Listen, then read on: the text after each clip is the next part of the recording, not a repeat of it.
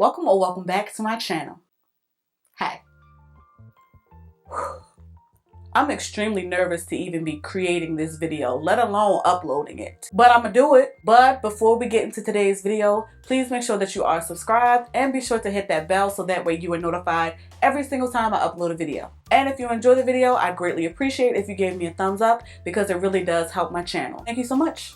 I appreciate you. So quite some time ago, I actually posted on my community tab asking you all if you enjoy Perfume and included a link to Armani because they were having a 40% off sale. Come to find out, surprisingly, a number of you are my people and jumped on that website and purchased you some 40% off perfume. So today I kind of want to try something new and branch out and give you all my opinion and my experience when it comes to my fragrances. Now listen, I am still a noob when it comes to perfume. I've only been wearing perfume for about a year or two, so I'm still kind of figuring out what my signature scents are. In an effort to not speak negatively about myself, I'm going to do my best to describe the smell or the notes of the fragrance as well as the projection and longevity of it. We are just going to learn and figure out the best way to do this together. So let me start off by telling you all a little bit about my fragrance journey. About 2 years ago, my mother, who you all have come to know as Mama Tresses, was actually wearing Marc Jacobs Daisy, and I was just like, oh, that smells so good. But when I sprayed it on myself, I didn't enjoy it as much as I did when I originally smelled it on her, and that just sparked something in me. So the first thing that I did was reach out to my girl Quinn, who you all know here on YouTube as Quinn Ray. I just knew that she was going to be able to lead me in the right direction to figuring out how I can just smell yummy too. So she recommended that I sign up for Scentbird. With Scentbird, it is a subscription service. I think it's about $15 a month. You start off your experience with Scentbird by answering a few questions, so that way they can kind of cater your fragrance to your preferences and your lifestyle. So I'm answering these questions and I'm immediately saying, oh, I don't like super floral scents, I don't like super musky scents, and I don't like super warm sweet scents. I'm thinking that I just want fresh, fruity, citrusy, not really realizing that a floral, a musky, and a sweet scent can all come together and give me a fragrance that I wild enjoy. So I started getting my Scentbird fragrances once or twice a month, and I had some hits and some misses, but eventually I was like, okay, this is a waste of time. I need to just actually go into a store, test the fragrances, and see what works well with my body chemistry. I tend to go high end when it comes to my fragrances. So far, high end has just been what's worth purchasing for me. Not at all to say that I won't come across a fragrance eventually that I enjoy that is more affordable. So this first fragrance is a rollerball that I picked up in Nordstrom Rack for about 15-20 bucks,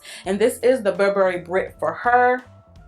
This is an eau de parfum and it is described as a sweet floral. The top notes of this are definitely more fruity. It does have pear, lime, and lemongrass, which gives it that freshness that I really enjoy. This also has base notes of vanilla and amber. The amber especially, I feel, gives it that kind of masculine undertone, which probably really drew me in to purchase it. But I have to say that I haven't really been reaching for this at all, and I'm actually glad that I did purchase the rollerball because once it's used up, I probably won't repurchase it. With this being a rollerball, I apply it directly to my pressure points behind my ear. I also apply it like to my collarbone as well as my wrist, and while this had decent projection and I would get complimented on it when I would wear it, it didn't really last long enough throughout the day for me. So unfortunately, once I use this up, I will not be investing in the full-size bottle. Another rollerball perfume that I picked up closer to the beginning of my fragrance journey is this YSL Mon Paris.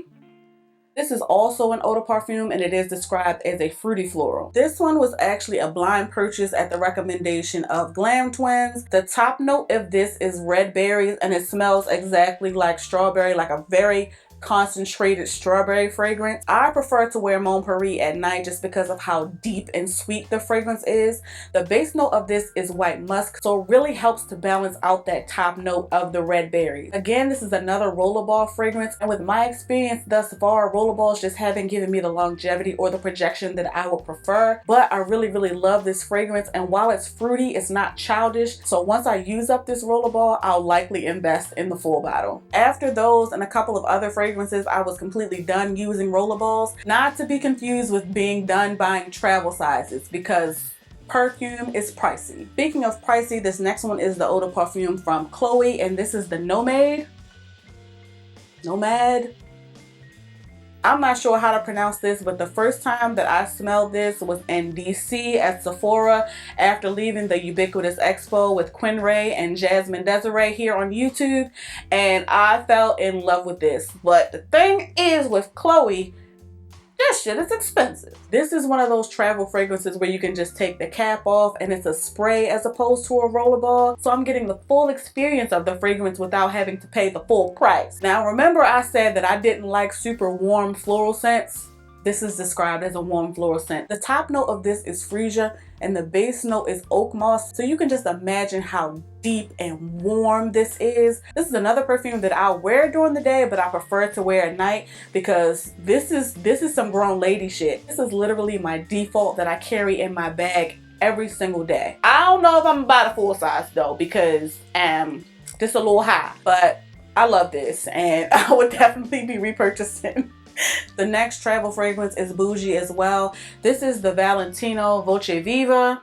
And this one I actually just picked up recently during the VIB sale at Sephora. This is another travel fragrance where you take the cap off and it's a spray. So again, full experience of the fragrance with a fraction of the cost. This is described as a woody scent and was another blind buy of mine. A friend of mine got this as a gift and posted it on Instagram. I went straight to Sephora's website and bought it during the VIB sale, never smelling it in my life. So you're seeing a theme here. When I purchase a fragrance but I don't want to commit to the price or I don't know how the notes would necessarily work for me, I tend to go for the travel sizes. When I was looking this up after I saw my friend post it on Instagram, I saw one of the keynotes being Mandarin and I thought that's getting ready to be citrusy fresh goodness. I need it. I purchased the travel size and I swear I was hoping I hated it because Valentino is just not cheap.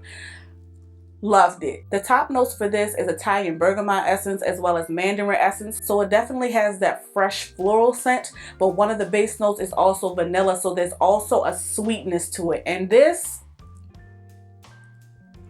delicious. Just like any of my other fragrances, I apply this to my pressure points. The carry or the projection of this is on point. It definitely lingers through the air after I walk by, but I will say that I don't get the longevity that I like. After a few hours, I do have to go in again and reapply just so I can get that projection again. With all of that, unfortunately, I will probably be investing in the full size of this. I say unfortunate because this is not cheap, but it's really good. So now it's time to get into some of my full-size fragrances. One of the first full-size purchases that I made was another blind buy at the hand of Glam Twins, and this is the Machino Gold Fresh Couture, which, like, come on, look at this packaging. How adorable. Literally looks like a little bottle of Windex and I just can't. Unfortunately, this does not spray like the Windex bottle. You do have to take this cap off and it sprays like a traditional perfume. This is described as a warm and sweet gourmand. According to our good auntie Jackie Ina, everyone needs a good gourmand fragrance. When the Glam Twins described this, they described it as a fresh peachy fragrance. And like I said at the beginning of my fragrance journey, I was like, fresh and fruity.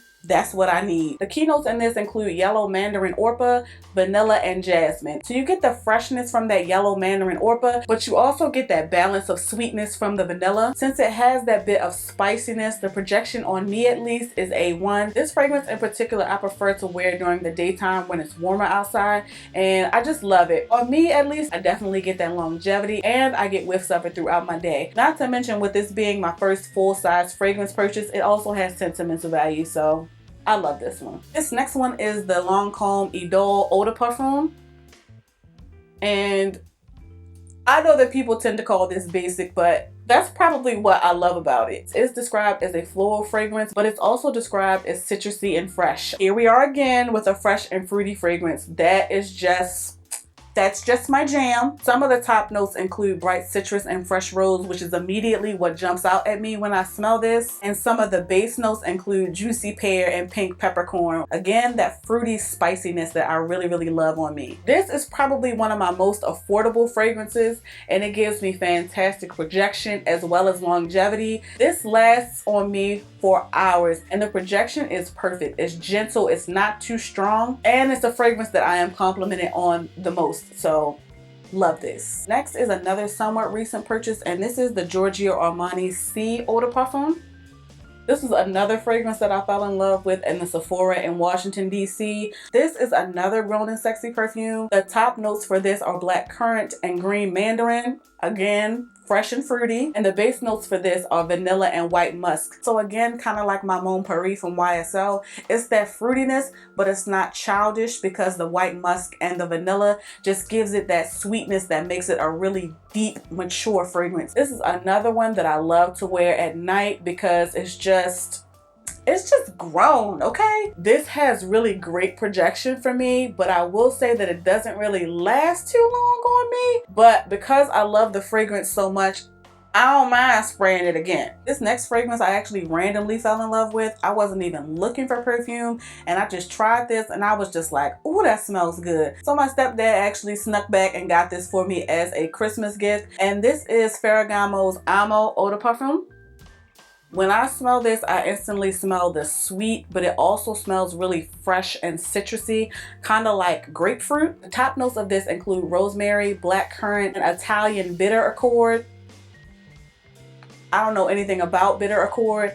All I know is this smells good. As far as the base notes, it has sandalwood and vanilla, which gives it that really deep, mature, sweet scent that I have been obviously loving throughout this video. This is another fragrance that I prefer to wear at night because it is more on the mature side, but I will still wear it during the day. I also wear Amo all year long. This has great longevity, but I will say that the projection, at least for me, is lacking. I want people to smell it after I walk by and be like, oh, you smell good, what is that? And this doesn't consistently give me this. But then again, when I was wearing this pretty regularly, that was before I kind of perfected my application. So I actually need to try this again and see if the projection has actually improved from my initial impression. But I love this fragrance, and again, it has sentimental value because my stepdad thought of me enough to go out and purchase this for me. So love this. And the absolute last fragrance that I want to mention in this video today is this one from YSL. This is L'Homme.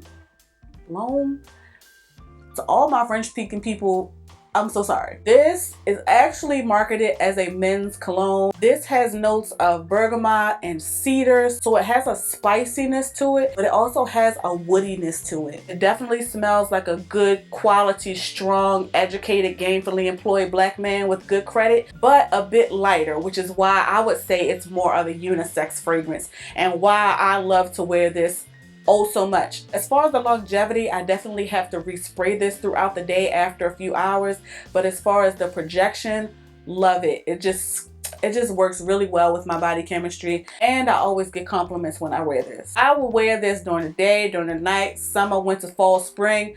Love this fragrance, and if you are looking for something that isn't traditionally floral or sweet and isn't traditionally feminine, definitely recommend you pick this up. So hopefully this was not too painful for some of you all to watch. I don't feel like I do that great of a job with describing the fragrances, so hopefully you'll be patient with me and over time I'll improve. Be sure to drop down in the comments and let me know your thoughts as well as some of your favorite fragrances. Also make sure you like, share, and subscribe. Thank you so much for watching.